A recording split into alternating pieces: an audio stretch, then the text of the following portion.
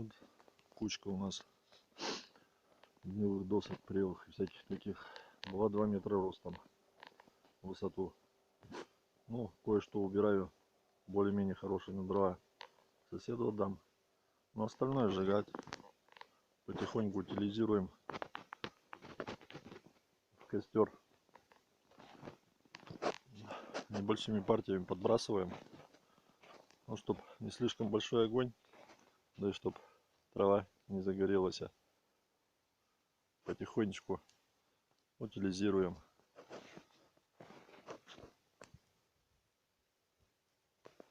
Сейчас надо будет наколоть еще.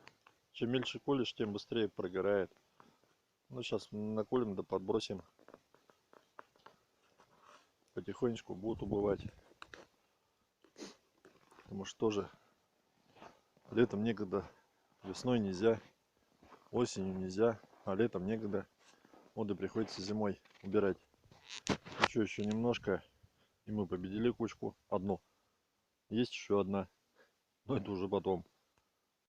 Сегодня приехали в деревню, чтобы сжигать мусор. Кучка потихоньку бывает. Не так, как хотелось по-быстрому, но потихоньку, но бывает. Что, сегодня у нас света нету в деревне. Энергетики работают, а чая хочется. Ну и вот так выходим из положения. Гуль на выдумку хитра. Кто еще додумается? Никто. Пьем чаек, продолжаем закапывать костер.